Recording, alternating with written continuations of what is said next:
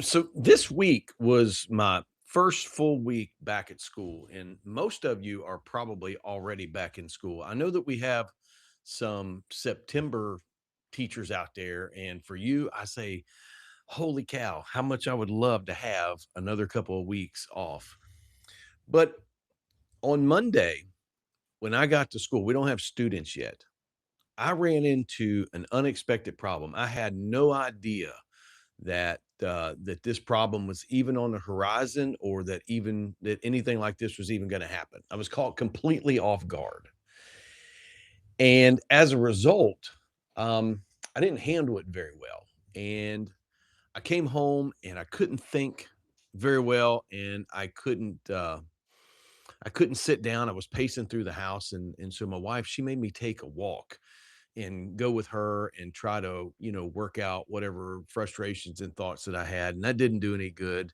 And I wasn't very active around the house, and I wasn't thinking very well, wasn't very involved in anything that was going on. And I went to sleep and I woke up 15 minutes after I went to bed and I couldn't sleep again. I didn't sleep the entire night. And long story short, it took two two days to work those issues out. And so I want to make a prediction tonight. And what I predict is that if we don't put in place some strategic decisions for this school year, that by the time September rolls around, we're going to be completely burned out. And so it's not because you're a bad teacher, it's not because you're lazy. And I'm not trying to be overly dramatic. But what I am trying to communicate is that teaching is a job that somehow takes everything that you'll give to it and doesn't seem to give anything back to us. And I know that we have the enjoyment of being able to watch our students grow. I know that we have the enjoyment of sometimes of students coming back to us, and we go on to have lifelong relationships with them. So I'm not trying to suggest that, but I'm trying to suggest that if we don't put some things in place, that teaching will take everything that we have and not give us a single thing back. And so we want to talk about the three strategic decisions that make teaching sustainable. And I call it it's like a blueprint for establishing boundaries, by establishing pacing and your identity in a system that's designed to take everything. And so um, what we want to avoid is we want to avoid this burnout inflection. And that comes through oftentimes the unrelenting nature of the profession and the fact that we can show up at school on any given day and run into a crisis that we did not expect. And not only do we have to manage the crisis, but we also are then expected to go into a classroom and maybe for some of you manage 120 or 130 students. And that leads some difficulties whenever we go home, just like I experienced this week. One day into school, and everything that I try to come on here and talk about of trying to take care of yourself and not bringing invisible work home, and you know being cognizant of the ABCs and all those other things. Everything that I talk about on here in one day was completely blown out of the water. And as I pointed out, I couldn't sleep. It took 2 more days to work through that issue and to try to get myself, settled back down. And so what I'm predicting is that if we don't put some measures in place, if we don't make some strategic decisions, then we will in fact be burnt out by September. They talk about September and October being the new March nowadays in the teaching business, and I 100% agree with that. It elevates rather quickly. And again, I want to reemphasize this. It's not because you're a bad teacher. It's not because you're lazy. All right. And again, I don't want to sound dramatic. And maybe I do to some of you, and that's not my point. and that's not my purpose, but it's because the profession has a way of taking everything that we give to it and not giving a single thing back. And in part, it's because of a broken system. And so, burnout is a predictable outcome of the system that we're in because the teaching system relies on continuous extraction. The education system does. And, uh, you know, I know I talk about this all the time, but the average teacher is working 15 plus hours a week of unpaid overtime. And that's more in some places. That's just the average. And we're working harder and we're trying to get caught up. But the fact is that in education, working harder or being more organized, that does not fix the problem. And the reason why is because it's a systemic design flaw. It is designed this way.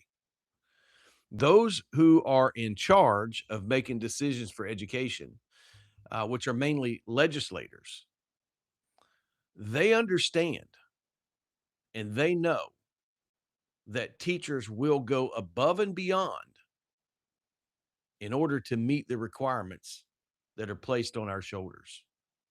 They know that we will do the work that needs to be done without expecting any pay or compensation for that job and for that work. And so, if we're going to survive a system that does not appreciate the extra hours that we put in, then it's going to require us to shift from being a reactive participant to becoming a strategic architect of our own time. And I'm not trying to say that that's easy because it's not, because there's things that happen, stuff comes up, life gets in the way. But our goal here is to make a decision today, decision today that will determine how the school year goes. And I'm going to predict, once again, depending upon what we do in these first few days, it's going to make a difference between whether we are burned out or if it makes us stronger. And I'm going to take just a second right here, and I want to jump into the chat. He's got a few people in here. Hey, Sarah Ann, it's good to see you. Super glad that you're here tonight. John from Indiana, appreciate you being in. Work tends to take over. I'm going to put that up right there so I can see it. Work tends to take over if we let it. It sure does, doesn't it? And even sometimes it seems like it takes over whenever we don't let it. Now maybe that's just me. Everybody else can tell us what they think. But I can tell you, it absolutely has the ability to take over on me. I was getting a text at 7:30 this morning. What in the world, John? Why are you getting a text at 7:30 in the morning on a Sunday? I don't think I understand all that. So what's going on there? That's who we got right. Scorpio, so good. Super glad to see you. Yeah, I can't believe that we're here already either. And I guess what the best part is, as Scorpio, I see you got a few more days because I don't think you start on August 25th, but I think your students they don't come back until September. Is that right? I think I'm right about that. If I'm not, just straighten me out on that. Whenever you jump in here, I'm going to put it up on the screen. Whenever you jump in, tell us your grade level, your content area, and your state. There's so many people that come and go through here. It's hard for me to remember, number one. But number two, I absolutely 100% love knowing where it is that we reach, where we are reaching people from. John, you're right. It can, and it does for me. And I tell you, as much as as much as I'm on here, and as much as I try to talk about this subject, you would think that at this point that I would have this completely under control, right? That I would be able to just walk in and let things roll off my back and not be so concerned about the decisions that are being made or the troubles that I run into. And yet I am. I do it every single time. It's really difficult, and I have to bring myself back to some of the stuff that I talk about. Scorpio says no students should start before Labor Day. I can remember as a kid, and I grew up in Ohio, right on the Ohio River, and I can remember, first of all, we got out like the 2nd or 3rd or 4th of June or something like that, and we didn't go back until after Labor Day. Who ever thought that we needed to start going to school on by the 10th of August, which is what the law is in Florida? You have to Students have to be back in class by August 10th in Florida. And if they're not, I guess it's a problem, right? I don't know exactly what would happen if we didn't go. I know that there have been some severe cases where there were where there was a hurricane and stuff like that, and we weren't able to go. But beyond that, we're all back in. We're all back in class. John, our kids started last week. Holy cow! Wow, that's early. That means that those teachers were back to work by the probably by July the 20th. Well, maybe about July the 20th or 22nd. Holy cow, John. When do they get out? What month do they get out of school? That's insanity to be back that early. Pittsburgh Pirates 14, math and ELA interventionist. This year, he's got a great job coming up. I hope that you make great impacts, and I hope that your school gets good math and ELA learning gains right there. And don't forget, Pittsburgh Pirates 14. Don't let those teachers forget that those that have already been made proficient, they still need to grow even a little bit more. In Massachusetts, this is our best I guarantee it's your best weather. Our best weather doesn't come until November. December is a pretty good month unless it's like last year, and we froze to death all the way from November till like March. But February is a great month for weather in Florida. So if you ever get a chance to come to Florida, that is a great month to come down and visit. It is absolutely wonderful whenever you come down. All right, so right quick, appreciate everybody jumping in. Right quick, just to recap, because it takes a while for this thing to get across for everybody to find it. So we're just going to take just a second right here. We're going to talk about three dis- three strategic three strategic decisions that will make teaching sustainable for you this year. And just on a personal note, I went to work first day. And we didn't have students, but it was well, it was actually the second day back because we went back on July 31st. It was on a Friday, and then I came in on a Monday. And man, I ran into a situation. I had no idea that this situation even existed. And as soon as I heard it, I knew that it was a problem. As a matter of fact, I knew it was a gigantic problem. And so it required me to get on top of it very quickly. And there was all kinds of what you might say, some maybe some legal things that needed to be worked on and needed to be made sure of. And so it really, really stressed me out. And I came home, I couldn't sit down. I was walking around my house, and my wife made me go take a walk with her, which was a good thing for us to do. It didn't shake it off. Was sitting around the house. I was quiet, didn't have anything to say, and tried to go in and go to sleep because I had to be up early the next day. Couldn't sleep. Went in and fell asleep literally for like 15 minutes.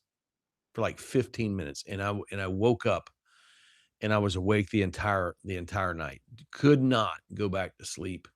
I had all kinds of thoughts running in my mind. I had to pick up my phone, and I was checking on schedules that I had made and things that I'd sent out, before the end of school, trying to make sure that they were right and that I didn't make a mistake there, on and on and on, just trying to cover all of my bases and make sure that everything was okay. And so I kind of came up with this idea this week, and it's that I wanted to make a prediction. And the prediction is that if we don't make some strategic decisions as teachers or just as human beings, you don't have to be a teacher to make these decisions, but if we don't make strategic decisions, then we're going to be burned out by September. And it's not because we're bad teachers, it's not because we're bad people, it's not because we're lazy, but it's because we work in a system that takes everything that you will give it, and the system never gives anything back to you. Never. Not one time. And that leads to the inevitable burnout trajectory right here. We end up on it and we can't get off of it. And so burnout is a predictable outcome of a broken system. Well, of course it is. And the fact of the matter is that the entire system is set up and it relies on being able to endlessly extract more from teachers. Again, we talk about it all the time as, teachers on average, they work 15 hours a week overtime, unpaid overtime. And so when we get behind, the very first thing that teachers think of, or most people think of, is, well, I got to work harder or I got to work smarter, not harder. Or we might think that I need to be more organized or I need to, try to manage my time a little bit better. And all those things are good, but none of those things actually work when you're in a system like the education system, because none of those things will fix a systemic design flaw. And so if you're going to survive in a systemically flawed system, then we have to take a different approach. And it requires us to shift from a reactive or being a reactive participant to becoming a strategic architect, not just of our own time, but of our own life. And so the goal that we have for this live is for those that are here is to make a decision today. All right. Tomorrow may be too late. 3 months down the road, it may be too late. You can't wait until you're in the midst of things and then try to make a decision. We have to learn to think ahead and make decisions ahead of time. That way, when it gets rocky, we at least have something to fall back on, right? I spent 2 days in utter turmoil, but in previous years, I may have spent a month or two in turmoil over what happened, right? And it's in part because I did have some strategies to fall back on. So, protecting the command center, that's our number one goal. And when I talk about, we talk about Proverbs chapter 4, verse number 23 all the time. Above all else, guard your heart, for everything you do flows from it. And when we talk about the heart, we don't mean the muscle. We're referring to the command center where the real you actually resides, where your intentions can be found, where your thoughts are, where your motives are, where your responses are, where your presence is, or your ability to be present. All of those things.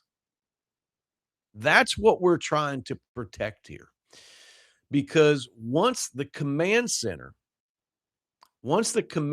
begins to break down or begins to become infiltrated, the rest of us will begin to break down. I want you to think about it like this.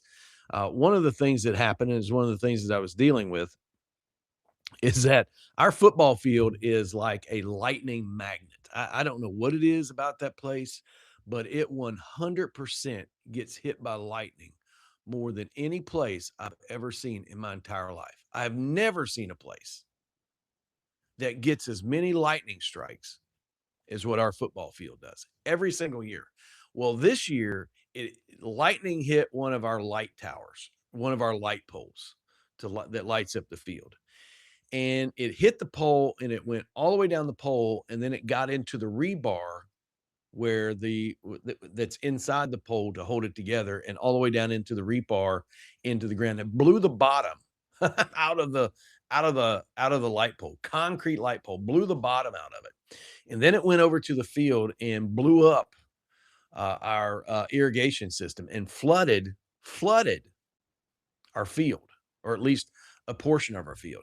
And then the electricity ran some 1,000 feet the other way and went into the irrigation box and blew that box completely apart.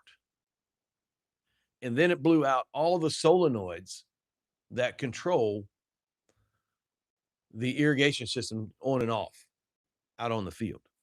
So as a result, I have a field that didn't grow any grass. I put down some topsoil across the middle of the field to try to level out some spots, and there's no grass there.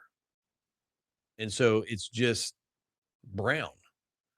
And what's even funnier, and it's not funny, But before that happened, we had sprayed herbicide across the field, and there's a clear line of demarcation right down the middle of the field. One side over here is like yellow, and this side over here is like as I don't want to say it's as green as it can be, but it's much greener than the other side. It's right. If you were walking, if you can think about football field goal posts, right in the middle of those posts from one end to the other, on this side, it's yellow. And on this side, it's green. And in the middle is a big patch. And when I say the middle, I'm talking about from the 30-yard line on one end to the 30-yard line on the other end. It's all dirt. It there's some grass there, but it's mainly dirt. And so I want to ask you a question. How do you play on a football field like that? And so here's my point is we're kind of like that. Sometimes we get hit by lightning, right? And if we don't have our command center under control, all that seeps out into the rest of our life. And it begins to affect the other things that are going on in life. It begins to destroy other things, just like the lightning did. It hit the pole, but the lightning ended up destroying, right, the entire irrigation system, which in turn has made it very difficult for me to have a football field this year and to be able to play football games, although we're going to be able to do it.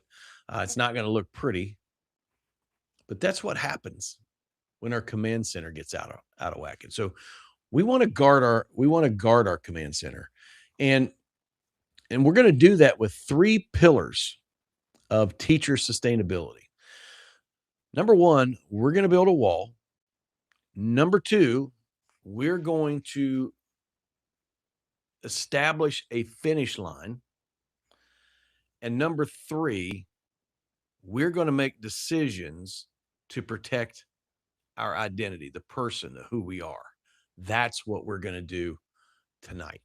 All right, let's jump into the chat. Sarah Ann says, school in New York start in September. Yes, I guess they do. And I wish that I wish that we started in September. Your anxiety was starting to take effect. Yeah, absolutely. So it absolutely did, because that's exactly why I couldn't sleep, is because I couldn't turn my brain off. I couldn't stop thinking about all the things that were going on. Pittsburgh Power Average 14. He says that that's absolutely crazy. And he's 100% right. That's as nutty of anything that has ever happened. And again, every year it gets hit, but it's never gotten hit in the way that it got hit this year. And that's kind of a metaphor for the beginning of school for me. I mean, every year you walk into things that are difficult and that you don't know about. But this year it just hit harder. And maybe some of you are like that. John says those kids get out in May. Sometimes May, he's out of school. Oh, they don't go most Fridays. Okay, that would explain why they have to go a little bit extra. All right. So, hey, one of the things that we do right here, and we're growing, and I'm super excited about it. Teacher Talk has grown far beyond anything that I ever thought that it would grow beyond. And I would like to give you just a few numbers right here as it relates to the work of Teacher Talk. And I'm just kind of looking off to the side right here. We have in the form of resources. I'm just looking at it right here. We have literally given away thousands and thousands of resources to teachers all around the world. And we are super glad to do that. I absolutely love giving away free resources. In fact, that was my original goal, was to be a free resource for teachers, and that is until I started paying the bills and found out how expensive it is even to work and have a work like this even online. And so a couple things that we do. All right, number one, this is one of our means of support, is we offer YouTube memberships. All right. They're very cheap. They're like $2.99, something like that. And I just dropped the link for that right there in the comments. I would absolutely 100% appreciate it if we have ever helped you or encouraged you in any way whatsoever, I would appreciate it if you would if you would support us through our YouTube channel. That's just one way that you can support. I'll talk about some others here after a while. But speaking about those resources, and I'm trying to get to them right here. I actually got a new little thing right here, and I'm having a hard time navigating it. You can get those free resources right there at the QR code, or they are linked down in the description box. And I want to call your attention to a brand new free resource that we've got that we created the other day. And believe it or not, this thing is like running. If it were possible to run out of these resources, this would already be out because people are buying it up like you wouldn't believe. It is the Teacher's Survival Kit, and I can't see. I can't see if I'm spelling right. Dr. Pender's not with me, so I'm kind of working alone. And I want you to go grab that right there. All right. It's free. It's 100% free and it's always free. And I want you to have it. So jump down and grab that and use it. And just to share with you just a little bit, it's going to help you in several different areas that are important to teachers. So jump down there and get that as quickly as you can. Okay. All right. So strategic decision number one that we want to make right here is we want to build a wall. And I know that maybe that metaphor sounds really ridiculous, but in the scripture, Proverbs chapter 25 and verse number 38, it says, like a city whose walls are broken down is a man that lacks self control. And in ancient times, the only form of actual defense that a city had is it had to have a wall. And you can imagine if a wall is broken down or has a hole in it, then you can imagine just how vulnerable that city becomes. Because what is the purpose of the wall? Is the wall not supposed to keep people inside safe? And isn't the wall supposed to keep people who are on the outside that don't belong in the city, that want to do harm to the people on the inside? Is it not supposed to keep them out? That's exactly what it's supposed to do. Now, many of us are struggling, all right, or we're going to struggle. We may not be struggling right at the moment, but we're going to struggle. And when we begin to struggle, that's when our wall comes under attack from systemic pressures, uh, you know, parents, workload, the unpaid duties that we have to work, or all the things that you can think of that comes along with teaching that tends to stress teachers out. Those things bang up against our wall. Now, a wall for a teacher is a boundary, and that boundary is extraordinarily important. And I know that we hear about setting boundaries all the time. We talk about it so much that it's almost cliche-ish to even talk about it. But the importance of boundaries cannot be overstated. And what is a boundary intended to do? Well, a boundary is intended to set limits. Yes. And it sets limits in two ways. Number one is it limits where you will go or what you will do. But it also limits what other people or other factors, whether they're tangible or they're intangible, such as systemic pressures, it limits how far they can go. But if we don't take care of our command center, and if we're not careful, we can end up with a hole in our wall, and suddenly the limits that we set on ourselves are no longer effective, and the limits that we set on other things are it's no longer effective. And so it takes things from us because there are certain things that we need to protect, and they're right here. These are just a few. You could probably add more to that. But we need to protect our family time. And this is really important. It's really hard to stress this, in particular, if you're a younger teacher and you still have children, or if you have grandchildren and you want to spend time with them. This is really, really important because these are the only days that we get. And I want you to be firmly convinced that your family is far more important, and your time with your family is far more important than anything that's going on at school. Anything, doesn't matter what it is. They're more important. Number 2 is protecting our free time.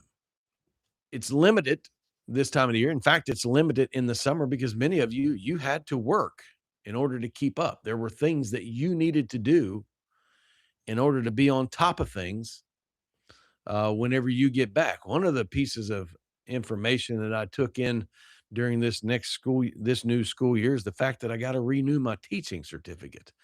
And lo and behold, I don't have all the stuff that it takes to renew it. So now I'm going to have to go take some classes in order to get that thing renewed. I suppose that was my fault.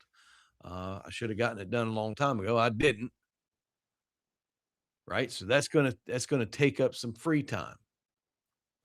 And if nothing else, we need a wall in order to protect our sanity. 80% of teachers report that teaching has affected their mental health, their mental acuity.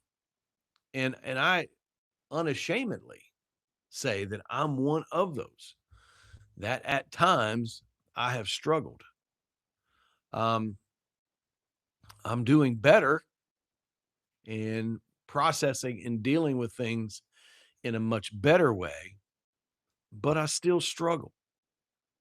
And if you struggle, I want you to hear that because, first of all, I want you to know that it's not necessarily anything that you're doing. It could be that there need to be some things changed.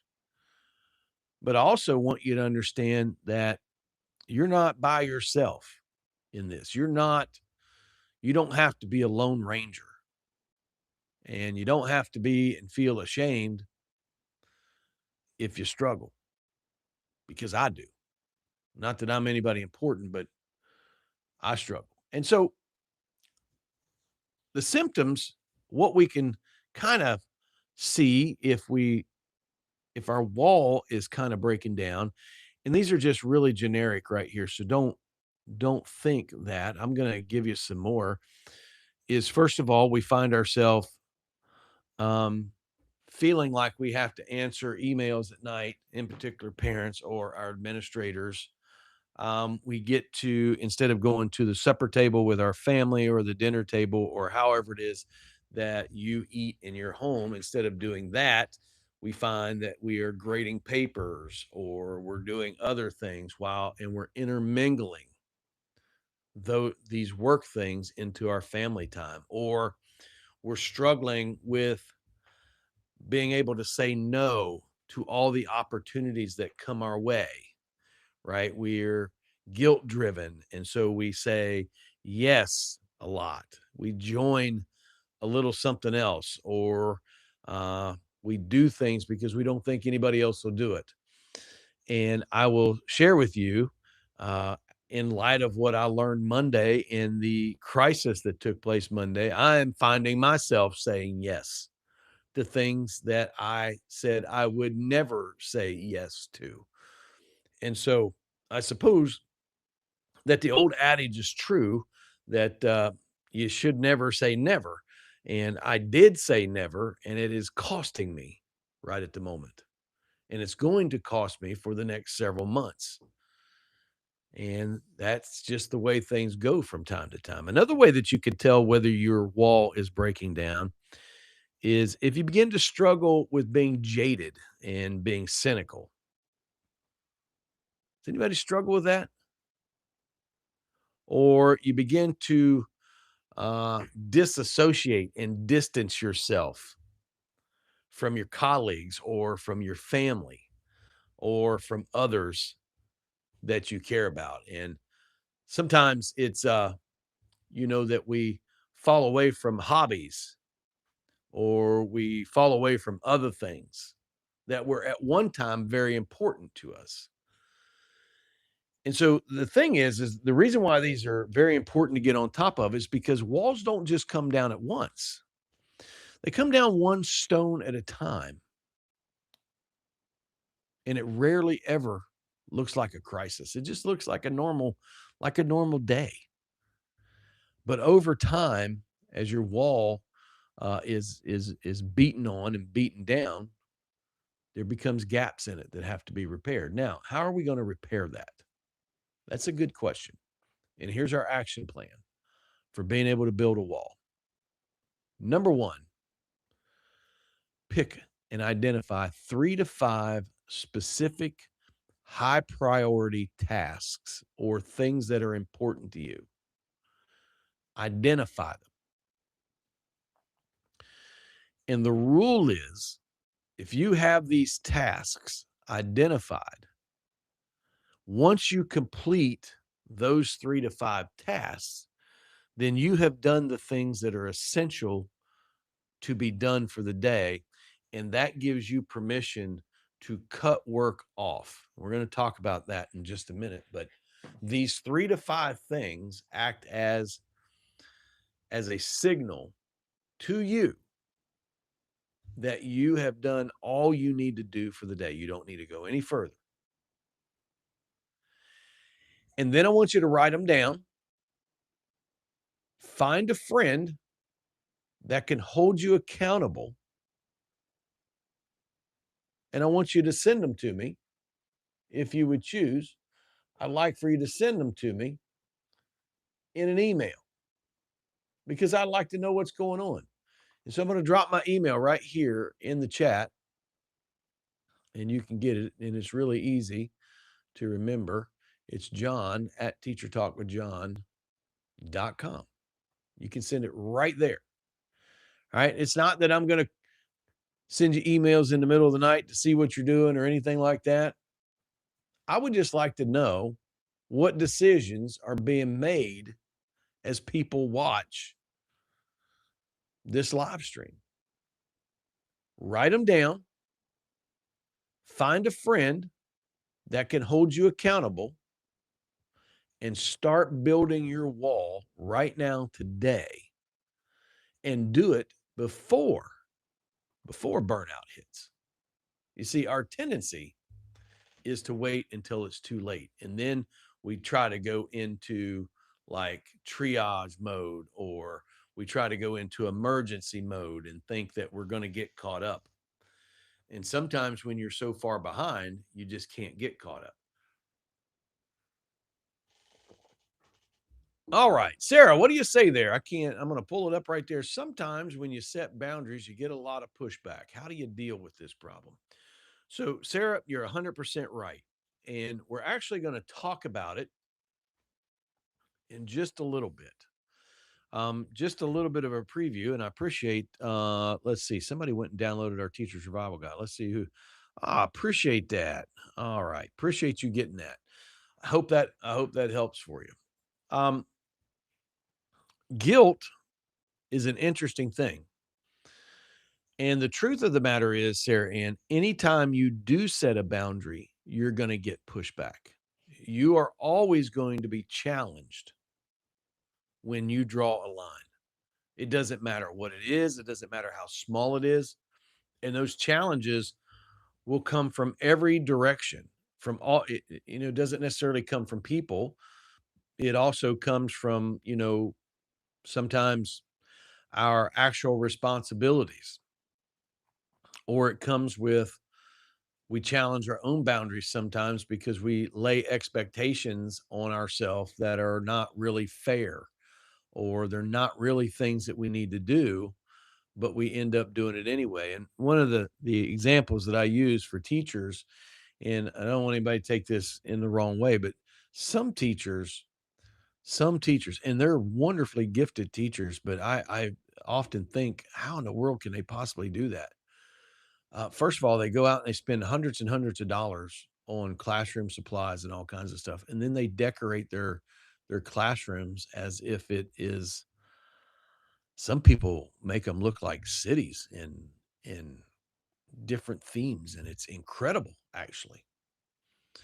But I think about the man hours that go into that, and the thought, and the time, and none of the and that's not even required as a teacher. We're not required to decorate our rooms so elaborately. I know that we need to have a learning facility that looks like a learning facility. It needs to at least be a place where people want to come. But good grief, do we have to spend all that kind of money and spend all that kind of time? No.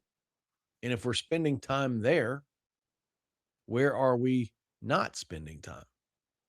Well, it's just a question. But anytime that you set a boundary, it's going to get challenged. And we'll talk about it here in just a minute. All right. So a couple things before I get too far ahead of myself. We appreciate everybody that supports us. And I got something for you right here. I wanted to share with you my reading list. And I'm just about through it. Not that I'm a slow reader. It's just that there's our reading list. Just some suggested books. Um, one of the a couple books that are extraordinarily good for teachers is number one, Dan Martell's Buy Back Your Time. You see it right there on the list. It's really, really good. All right. And there's some strategies in there that will help you be, I would say not necessarily more effective, but ways that you can get your time back so that you're not so caught up or not so behind all the time. The other book is Maria Forleo and Everything is Figure Outable. Now, that phrase is so memorable that whenever I walked in on Monday, right, everything fell apart on Monday. And actually another thing fell apart like on Thursday. Our coaches and whatnot, they have to have CPR, AED, and first aid, training every 2 years. And of course, our year was up, and we had a way in which we did that training, and we've done it that way for several years. Um, and then all of a sudden, the DOE came out and said, "No, we're not going to accept that way. You got to do it this way." Well, holy cow! How do you do that? And you got a football game in like 4 days or 5 days or how many it is. I mean, how do you find somebody that can come and do all this training and this and that and the other?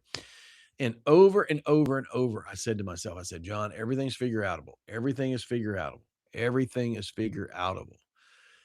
And just went to work at it. And sure enough, it was figure outable. And we're going to be able to meet that I guess expectation that you might talk about.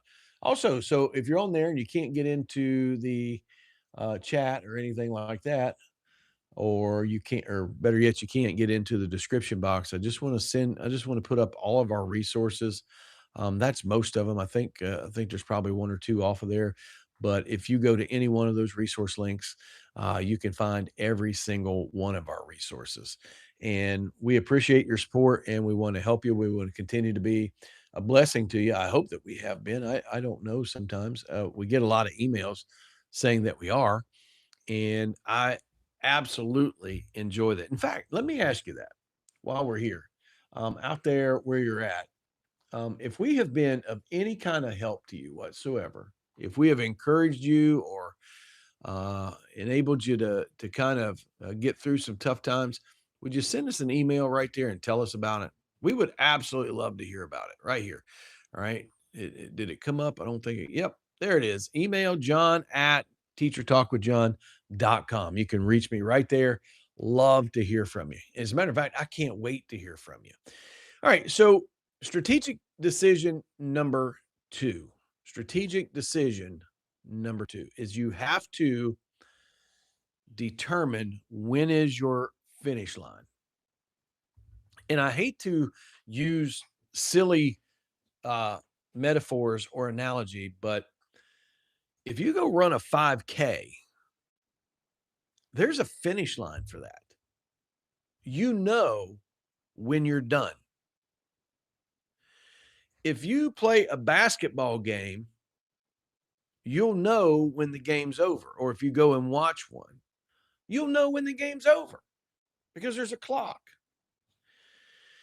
If you go to a movie, you'll know when the movie's over because there's credits at the end of it. You don't find yourself sitting there thinking, man, when is this going to be done? Or when am I going to be done with this race? You know. Well, teaching is the only race, and again, excuse the poor metaphor, but it's the only race that I know of that doesn't have an established finish line. When you go to work or when we go to school, we don't really know where the finish line is because, as we previously talked about, not only do we work at work, but a lot of people work at home, teachers, and then a lot of teachers work when they try to go to sleep because they can't shut out work from their brain. And that's not an uncommon thing in the teaching business.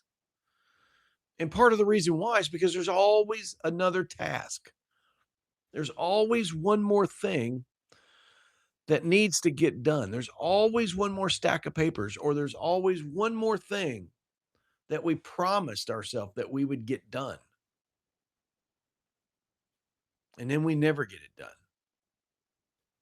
It's if you are constantly feel like you aren't working enough or that you aren't organized enough. And it isn't you. I used to think that this was just a me problem.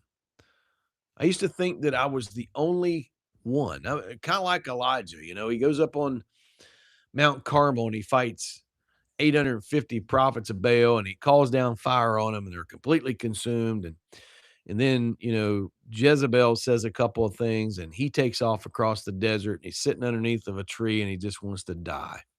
And he's like, I'm the only one. I'm the only one left serving you, which turned out it wasn't true at all. And it wasn't true about me. And it's not true about you. You are not, and I am not, the only one struggling with the infinite, constant cycle that is the teaching profession, where there is no exit point. You can see it right here. It's kind of illustrated for us. It just keeps going and going and going, right? We go to school, we work, we come home. Many of us, maybe the majority of us, we end up working at home. We intermingle family and work. We go to sleep, or we try to go to sleep, and we can't get work out of our head, and it consumes us. And so strategic decision number 1 is to build a wall. Protect your command center. Strategic decision number 2 is to figure out where the finish line is. And you got to visualize this. And this is the difficult part. Because once you begin to do that, once you begin to draw the line that says work comes no further, and Sarah Ann, this is to your point you were asking about when you said oftentimes you set a boundary and people push back against them or other things push back against them. It's 100% true. Because when you draw a line, the very first thing that happens on the very first time somebody needs you to do something at school, or you decide you're not going to bring work home, you're going to leave it at school and you'll just take care of it when you get there, you begin to feel those things like you're not doing what you need to do. And that is guilt. And guilt is extraordinarily loud when it gets in our mind. And many of us, we allow guilt to live in our mind rent free. We don't even contest it. In fact, sometimes we even agree with guilt. Yeah, I should have stayed later. Yeah, I should have done this. Yeah, I should have done that. And so guilt is very loud in our head, but it's also guilt is seemingly is very strategic because it'll wait for the exact moment that you sit down or the exact moment that you say, "Hey, I'm going to cut everything off right here and I'm not going to do anymore." It'll wait for that exact moment and then it'll start whispering in your ear. It'll say things like you're failing your students or you're failing as a teacher or you're not doing enough. Don't you care about your students? Those are the things that guilt says to us. And they're very difficult to deal with. And I'm just curious out there, wherever you guys are, I'm just curious. Do you struggle with guilt? Did what I say? I mean, have you experienced that? Does it sound familiar? Drop us a drop us a note in the chat and let us know about that. Because I'm genuinely, I'm just curious because it's not just me. And I know that there are thousands upon thousands of teachers that struggle with this very issue right here. Now, action plan number 2 is drawing the hard stop. And I know that this is very difficult. You know, most teachers work 8 hours, their contract's 8 hours. Some of us are 7.5 hours. That's what we are in Florida. I have no idea how they came up with 7.5 hour contracts, but that's exactly what we have in Florida. And so the reason why you got to draw a hard stopping point is because you can't fix this problem by working harder. Yes, teachers are piled up with work. Yes, the job requires more than we can actually do, in particular, and more so at particular times. But you can't fix a systemic problem by trying to work harder. The way you fix a systemic problem like that is that you personally have to decide when is enough enough. I call it the power of enough. The power of enough, the power that you take back when you start to dictate what is enough versus allowing our profession as teachers to dictate to us how much is enough. And I don't want anybody to misunderstand. I'm not saying that we should do bad work.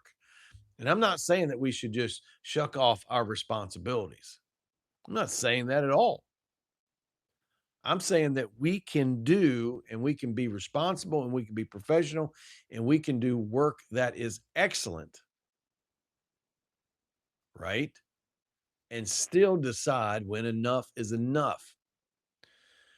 And I want you to encourage you. I want to encourage you to do that today. Do not wait. Do not wait until September, the end of September, the middle of October.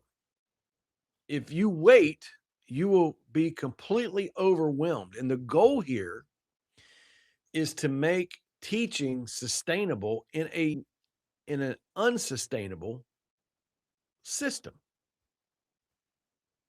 to make you sustainable. Make the decision today. I I got to be honest with you. My decision is very simple. I know that I have some duties that I have to take care of. I'm an athletic director. And all right, I've already looked at my schedule. I have football games coming up. I know exactly when those football games are. Exactly when those football games are. I got soccer coming up after that.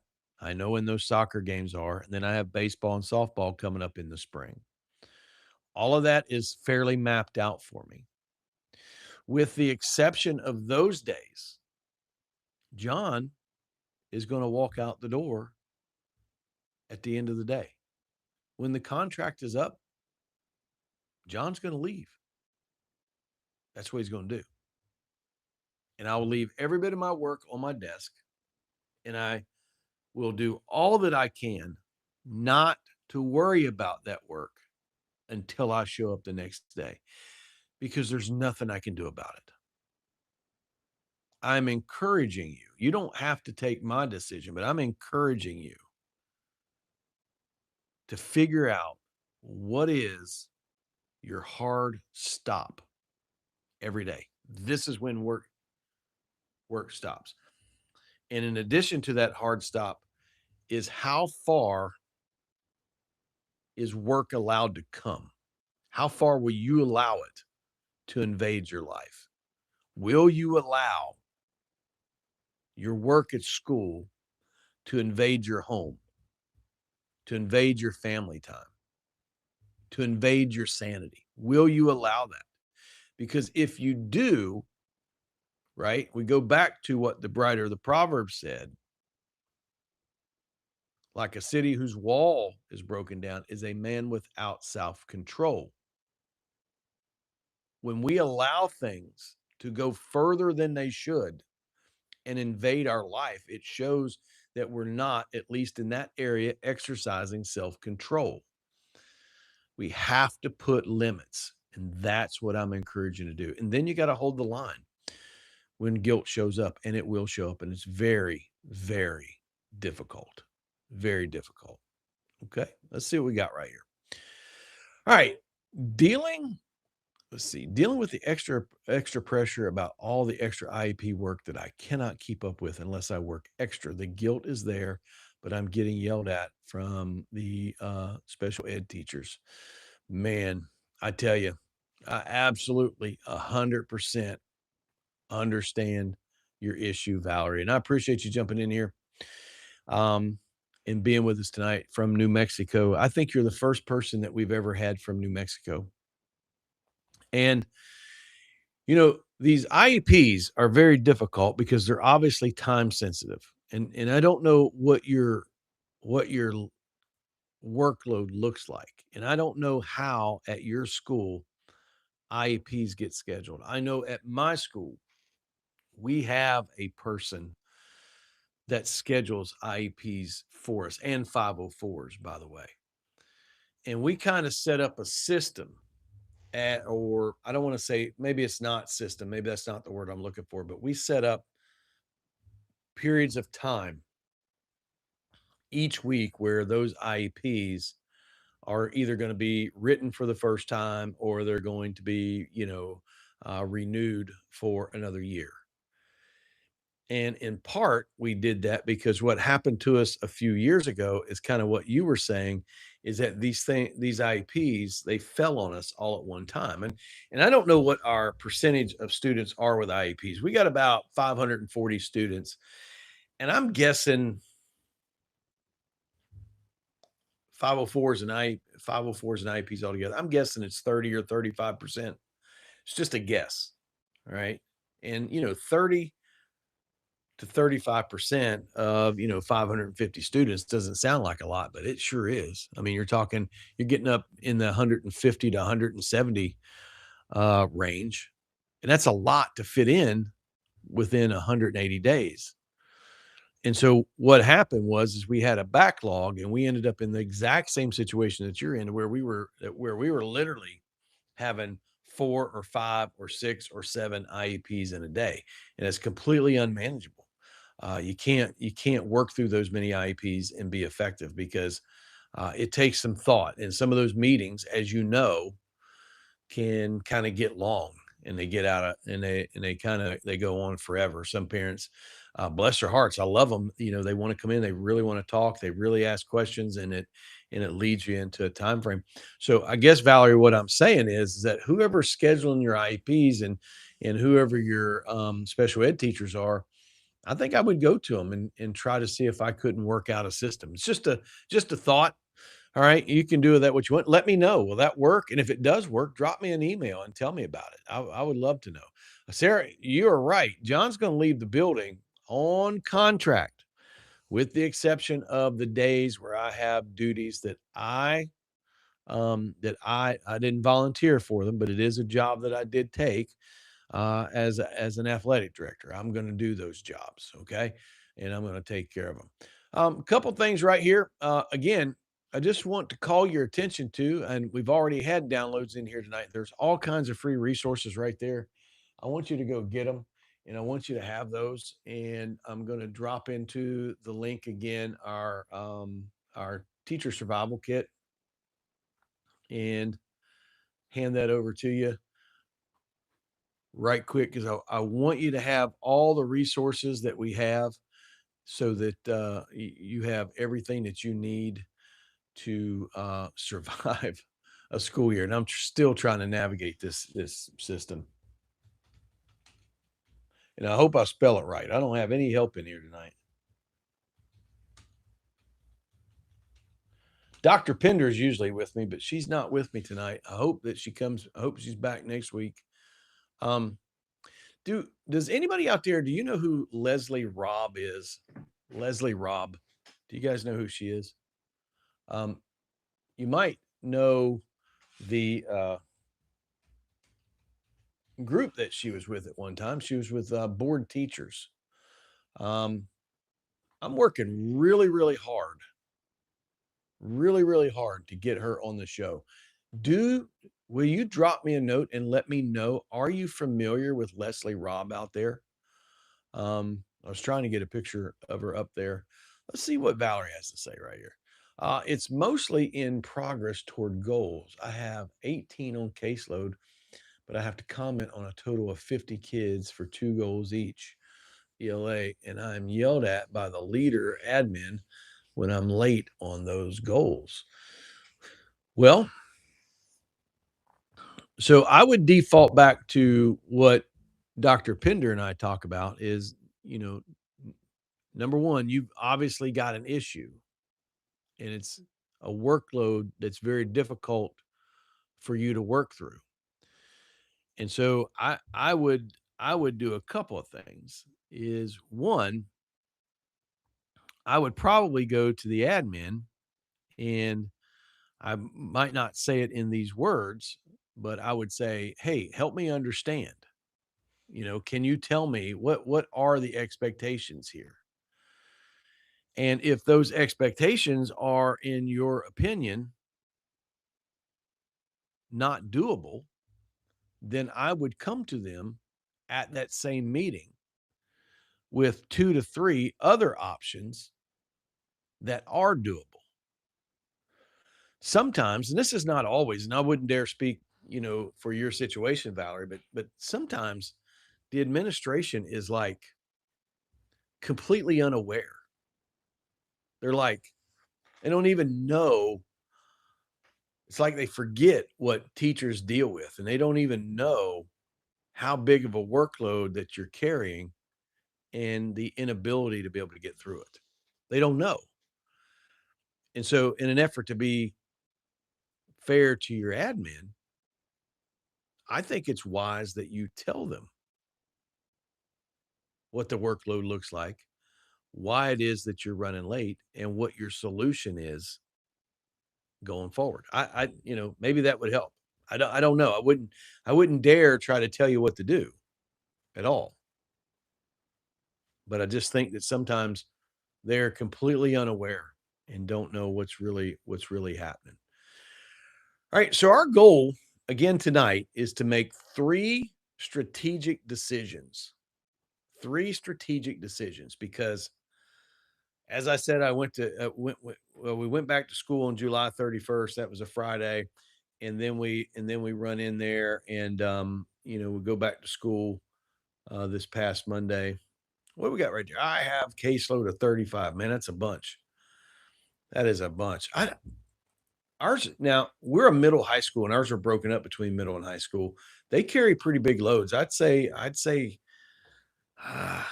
say that their loads probably, I don't know that, but their loads probably a little bit bigger than 35. It's a tough load. I know it is. And It's a lot of work to get through them. It's a lot of data to have to crunch, and then there you are, you're trying to write goals. It's like, like about what Valerie's talking about, and you're trying to do the student right, and you don't want to just put things down on paper and, run it through chat GBT and copy and paste. And I know that there are some that do that because their workload gets so big that that's exactly the way they handle it. And good teachers, good ESC teachers like you guys, y'all don't want to do that. And I know that.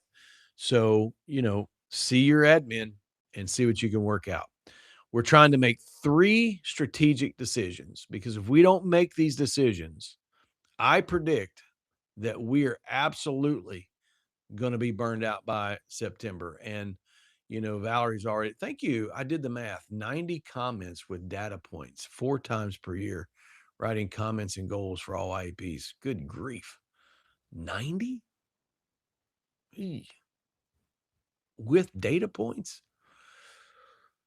Hey, hey, that's pretty tough right there. Mm. Well, you came to the right place, Valerie. We got to make decisions. We got to make 3 of them. The very first decision that we got to make is we're going to protect our command center, or we're going to protect our heart. Proverbs chapter 4, verse number 23 says, above all else, guard your heart, for everything you do flows from it. Once the command center of your life gets out of whack, the rest of life will be out of whack. We got to build a wall to protect the things that are important to us. So take a moment, write down 3 to 5 things that are very important to you, and that will signal to you that within the time of your professional day, that whenever you complete those 3 to 5 things in your professional day, you've done enough and you can walk home and you don't have to worry about it. All right. So think about that. Number 2, strategic decision number 2 is that we have to find a finish line. There has to be a time when we can say we are done with work and we don't have to do any more. And if we don't do those 2 things, and this is what my prediction is based on, it's based on those 2 things, we're going to be burned out by September because of this right here. We will lose our identity. We will lose our identity. Teaching doesn't come to us and ask permission to be a 24/7 job. It just is. And most teachers really can't do a whole lot about that. And that's a problem. And the reason why is because over time, teaching doesn't just become a job. If we're not careful, it becomes an identity. It's who we are. We are teacher. Isn't that ridiculous? We are teacher. Now, here's the problem with that. When you tie your identity to what you do versus who you are, then it doesn't take a whole lot for that identity to be destroyed. And we oftentimes, as teachers, and this has been forced on us, it's not necessarily something that we do by ourselves, because we often tie our worth to how much we produce or how much we're involved in the lives of students, or how much, we're shaping our students' lives, or how much stuff we can get done. Because, and I don't know who brought this idea, but we have this whole thing in education called performance-based pay. If your state doesn't have that, hold on, it'll probably come up with it. But I bet you have something that's familiar to that. Performance-based pay. Well, what does that mean?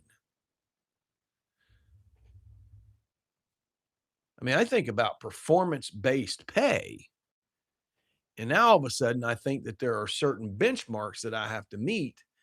And if I work myself to death, maybe I can meet those benchmarks. But in teaching, those benchmarks are very, very, very difficult to meet because you can't control the kids that go into a test and Christmas tree the test. You can't control whether or not a kid will actually complete an assignment. You can't control whether a kid can actually go home if you assign homework and bring that homework back. It's an impossibility to control. And if those are some of the things that your evaluation is based on, and in Florida, 34% of a teacher's evaluation is based on test data, student data. Think of that. 34% is based on student data. So if you have a crowd of your students that just simply does not put forth an effort, you cannot meet performance based standards. And when you tie your identity to the eyes of being a teacher, to the identity of being a teacher, when that becomes the measuring stick, that whole world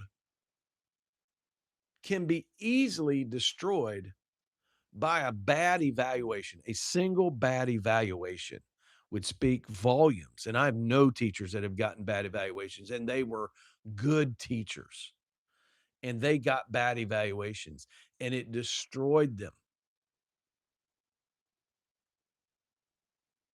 Or worse, you could end up with a non renewal. And I know many teachers, as you do, who have been non renewed. I knew a teacher years ago, she got non renewed. I felt so bad. She got non renewed for no reason whatsoever, just non renewed. You're going down the road.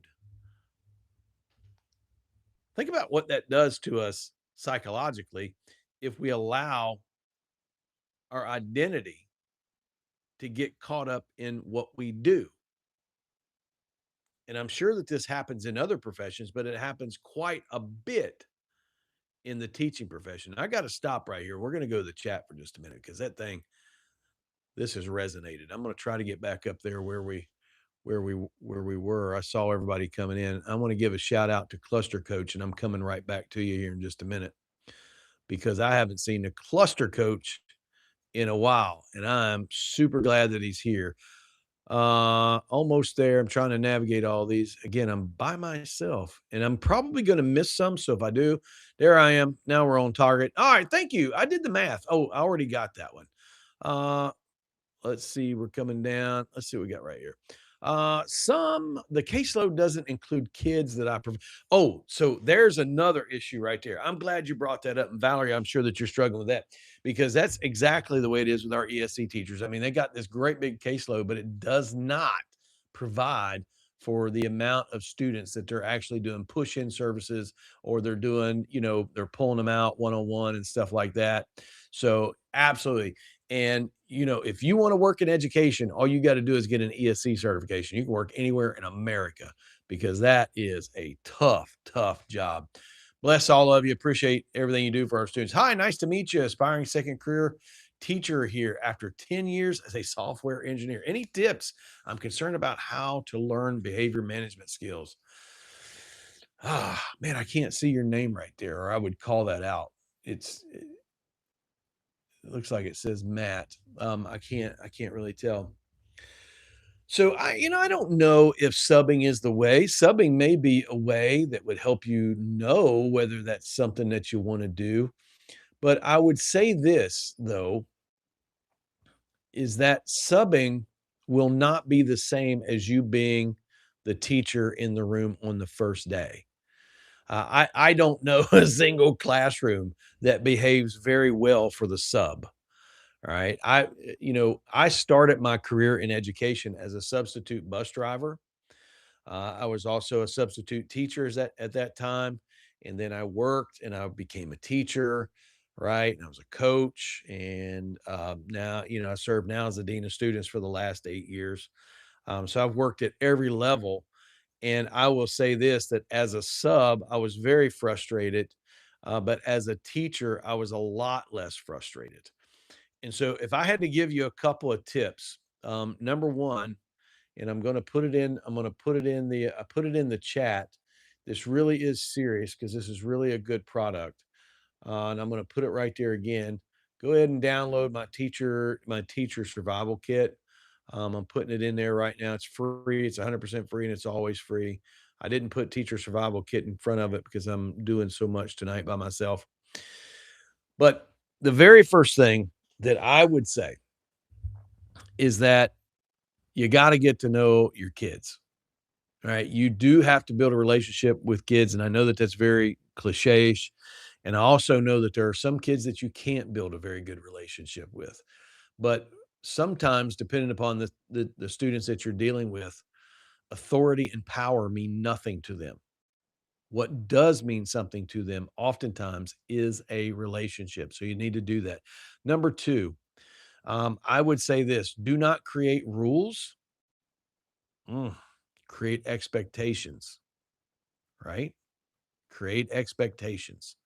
They don't have to be hard. I don't my expectations are pretty simple. First of all, you gotta be on time. You gotta be prompt. All right. Number 2, you gotta be present in class, meaning that you participate. Number 3, you need to be pristine. You gotta keep your area clean. We gotta keep our campus clean. Okay. And, you could add a couple more in there. It's very, very simple, right? Sometimes teachers overcomplicate it and they make it very difficult to be able to be successful in the class. Don't make it difficult. Make sure there's a path for students so that they can be successful. Number 3, before you walk into the classroom, and I got to make sure I say his name right because I think it's Henry. Is it Henry or Harry Wong? Let me look it up. Yep, it's Harry Wong. All right, go read his book, and I don't even know which one it is. I'm trying to find it right here. Um, Read his book on classroom management. All right, because as I've always said, Harry Wong ain't wrong. He's not. He's a master at helping teachers deal with classroom management problems. And here's the truth. All right. So hope that helped. All right. And you're right. We're not compensated for the extra work that we do. All right. It is 100% true. All right. Thank you so much. All right. And let's see right here. And Valerie says, right, trying my best and getting yelled at on the last day of school in front of others. Oh, I wouldn't be able to handle that. Also, not compensated. I was 15 minutes late. Yeah. Full of panic attacks about going back. Understand that. Understand that. Here it is. This is right here. I hope he's not gone. Cluster coach. I am like super glad that you were back, man. I thought maybe that you had ran off and went off someplace else, man. It's so good to see you. I am super glad that you're here. And nobody else knows this. Well, everybody knows this story. Maybe not the people that are in this group tonight because we got a lot of new people. In fact, while we got you right here, if you haven't already subscribed to Teacher Talk, go ahead and subscribe and hit the bell notification so that you get our stuff whenever it comes out. We try to provide as much quality content as we could possibly as we can possibly provide. I mean, it's a lot of times it's like shooting in the dark because not really sure what teachers need and what would be most helpful. So I kind of take from my own life and just share in that way. But Cluster Coach, whenever and you can be monetized on YouTube. I got monetized one day. It was a while back, and I woke up and I had like $2.48 in my account. I'm like, holy cow, what the heck? Well, like the first minute that I was monetized, the Cluster Coach bought a membership and he has supported the channel ever since, and I appreciate him so much. And it's a big deal. It really is a big deal, and I can't say enough about it. Let's see what we got right here. All right, standardized testing makes me really nervous and becoming a teacher. Well, it can be nerve wracking, and it'll be even more nerve wracking if you don't have a good curriculum map, and if you don't understand what teachers or what standards that you're teaching to. So when you jump in there, get up with a good teacher and figure out what the standards are and teach those standards. Cluster coach, he says, I agree. It's definitely not right. He's 100%. Thank you so much. Sarah Ann. Let's see here. The kids have the upper hand in the situation. They absolutely do in many cases. And that ain't right. That ain't right at all. So let's flip the script on them. Oh, okay. I got you right there. It says man can be a hobby or math can be a hobby. Okay. Mm, I don't know, brother. I just I don't even like math. I would have been a bad student for you. I would have been disengaged. I'm glad that you can do it, and I hope that your students learn a lot from you. Subbing is harder than teaching. That is 100% right. I agree with that statement 100%. All right, math can be a hobby. Let's see. It's so true. Subbing would be even harder. Absolutely, it would be. And you see how far behind I am right here. I am like way far behind. Thank you so much for all of your comments tonight. Let's see what Cluster Coach has to say. Hi, John. I'm so sorry. I taught summer school and now I'm preparing to do Google Palooza 2026. Ah, I'm training teachers on how to create an AI teaching. Absolutely. Just, Cluster Coach, send me an email. Send me an email. I'm going to drop it in the live strap right now. I want to know how to do that. I absolutely want to know how to do that. All right. Right here. I'm dropping it right now. When you get a chance, send it to me. Thank you so much. Math can be a hobby. Thanks, dude. Hey, man, thanks for dropping in. I appreciate you. All right. You're welcome. Math can be a hobby. I appreciate it. Let's see here. Cluster Coach says he's ready to retire, but he is still teaching in Chicago. And I appreciate that. Cluster Coach, I feel you. Yeah, I appreciate that, man. You have no idea how much I appreciate your sympathies. Um, golly, well, whenever I graduated high school, I went right straight into the military, and there was all kinds of stuff we had to do there. And I didn't, and then I got out of the military, and I was 33 years. Well, I wasn't 33. I was 31 before I ever went to college. And I went to college and I was in undergraduate school and they put me in a math class and I mean I was struggling. I couldn't get through it. And then all of a sudden they did like they were going through my transcripts from the military and stuff and apparently there was a class in there that enabled me to not have to take the math class. I was never so excited a day in my life is what I was about that. I was 100% just stoked whenever I didn't have to take that math class. So we want to protect our identity. And so I want you to visualize with me just a minute. And I hope we're not losing everybody. Get right there. So I want you to visualize just a minute. When a teacher becomes everything, all right, when that becomes your identity, by the end of the school year, you may not even remember who you were. Now that's real. There are so many teachers that struggle outside of school that it's ridiculous. And all of this stuff happens very slowly. I mean, it's like you have a hobby that you love, and all of a sudden you just put that hobby to the side because you have so much stuff or so much other teacher stuff that you have to do that you just let the hobby go. And I want to talk to you just a minute about hobbies. A hobby literally saved my life and my career. 4 years ago, and I tell this story all the time. I woke up one day and my face went paralyzed. I thought I had a stroke. The kids at school thought I had a stroke. My wife thought I had a stroke. Luckily, fortunately, thank the Lord, I did not have a stroke. But my doctor told me it was a result of chronic stress, that I had an onset of Bell's palsy because of chronic stress. And he told me this. He says, John, he said, if you don't do something about your stress, then your stress is going to do something about you. And I did not take that. I did not take that seriously. I didn't take a single day off. I had to tape my eyes shut. I've lost vision in my eyes. My heart started pounding out of my chest and palpitations and all this other stuff 4 years ago, right? I mean, I was literally struggling. And, I ended up taking up a hobby. I started refurbishing furniture, and I don't have any artistic bones in me. I'm not a craftsman of any kind. I saw a YouTube video or two and I said, oh, I can do that. So I went out in my garage one day and I started working on furniture that was in my house. Then the next thing you know, I bought some furniture off of Facebook Marketplace.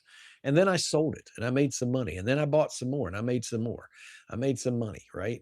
And the next thing you know, I have a regional business of selling furniture. I just sold a piece the other day. Well, it wasn't a piece, it was actually a four-piece bedroom suite, right? And I got like 150 bucks in the furniture, and I put that stuff together and I painted on it. I worked on it. I sold that for $1,000 to people 2 hours, a little over 2 hours away from me. It's just incredible. It literally saved my life and saved my career because I was able to somehow or another working with that sander and just working with stuff and working with my hand and being creative. It enabled me to think. It enabled me to process my thoughts.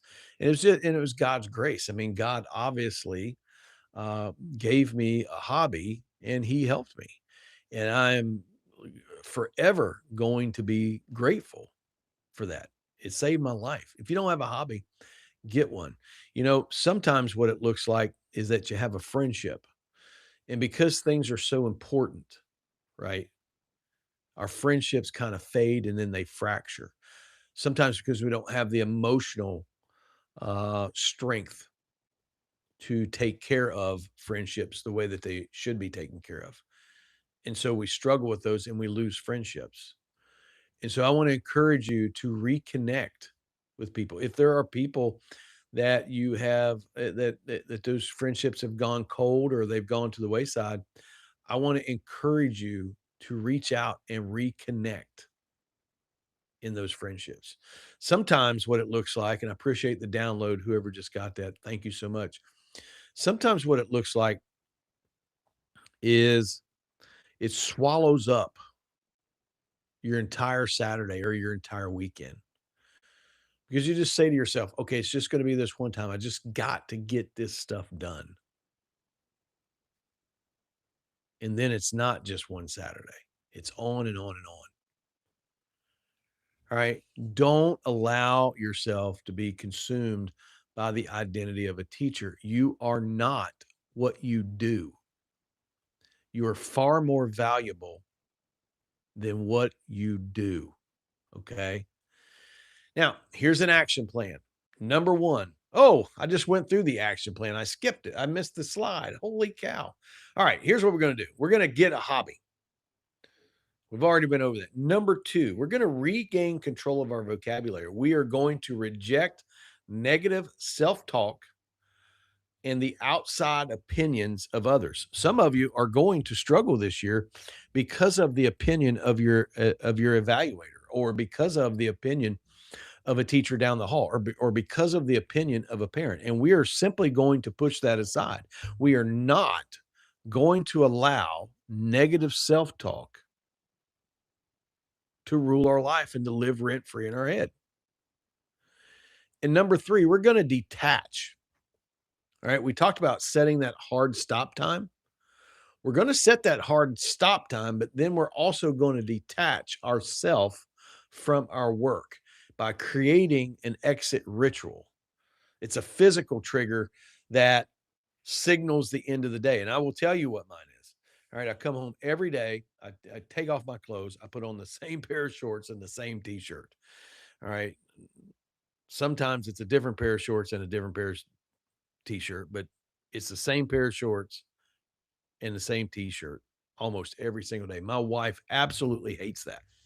She hates it. And I don't blame her. She wants to throw it away. I mean, they're all ripped up and this and that and the other, and they've got paint all over them where I work out in my shop, the whole 9 yards. But that one activity tells me that the day is over and there's nothing else for me to do. I don't need to check an email. I don't need to worry about I don't need to worry about what a parent said or did. I don't need to worry about what my admin thinks. I don't need to do any of that.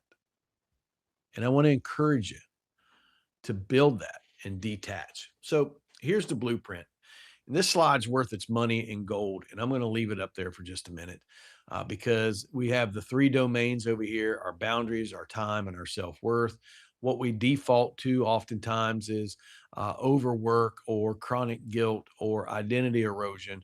But we can block all of that if we'll build a wall, create a finish line, and then create cognitive distance.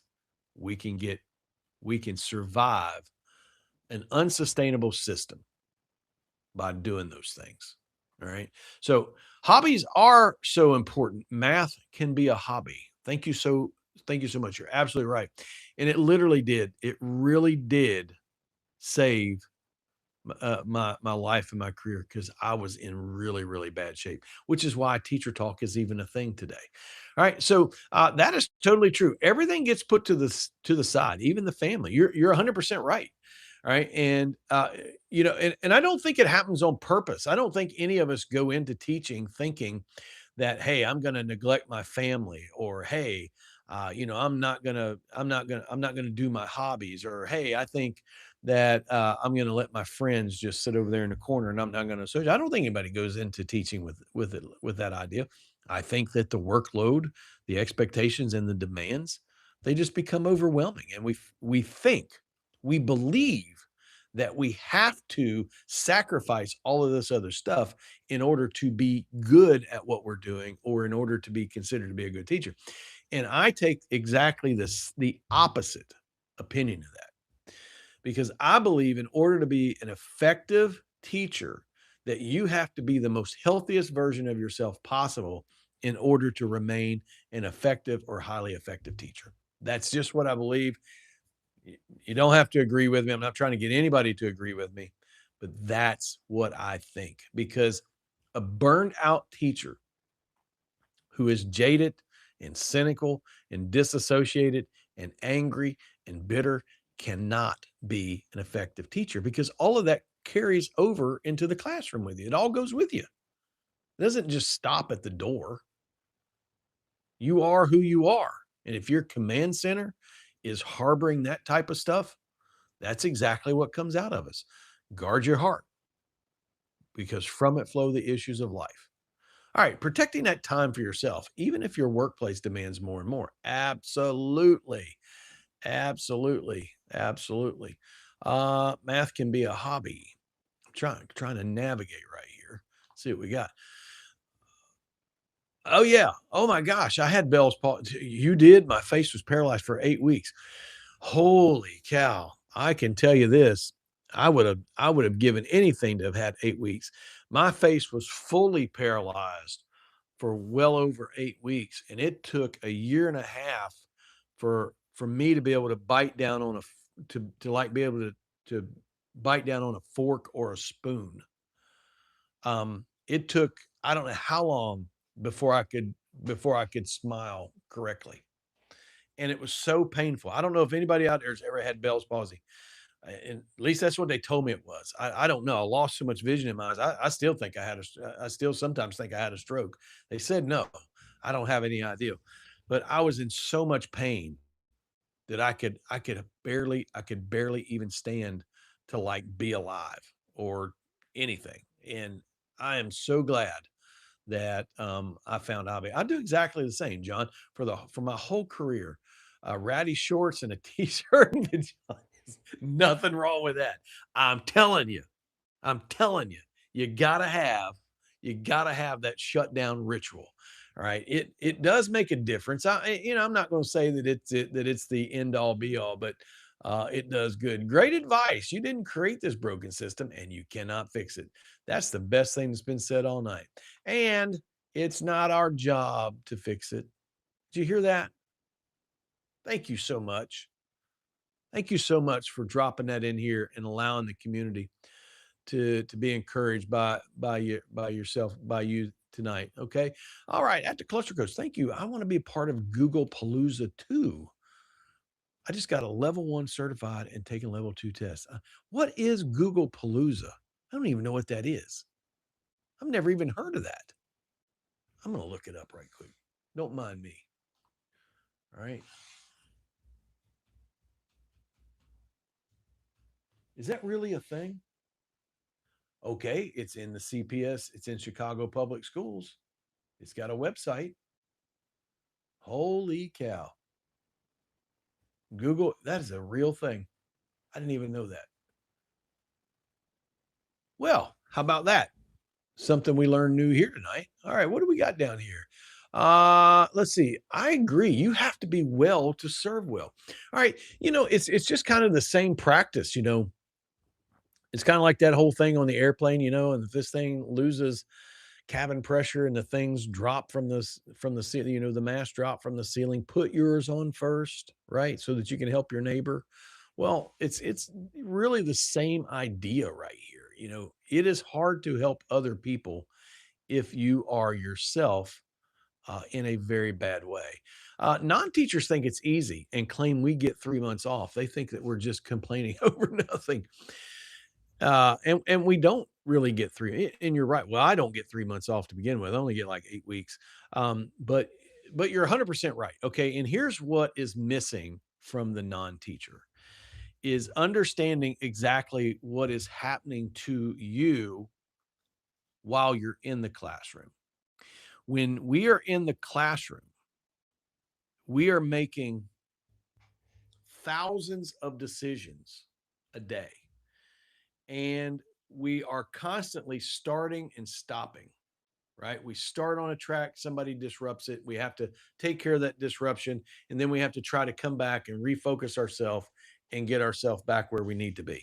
All right. And over time, what happens, and it doesn't take very long, is the brain gets into the fight or flight mode, which means that you have an elevated heart rate. It means that you're not sleeping well at night. It means that you don't digest your food properly, which is why you got to get back into the rest and digest mode. All right. Once the brain goes into fight or flight, if you walk away at that particular point in time and you don't go back into a situation, you would recover very quickly. But what happens is that the teacher spends almost 10 months out of the year in fight or flight. So when you do have summer off, and this is interesting because it takes almost it doesn't take almost 6 weeks. It takes in general 6 weeks for the brain to come out of the or out of the fight and flight mode and go back into the rest and digest mode. 6 weeks. Well, I only get 8 weeks off. So that means I only got 2 weeks of normal, right? And then I got to walk right back into a classroom.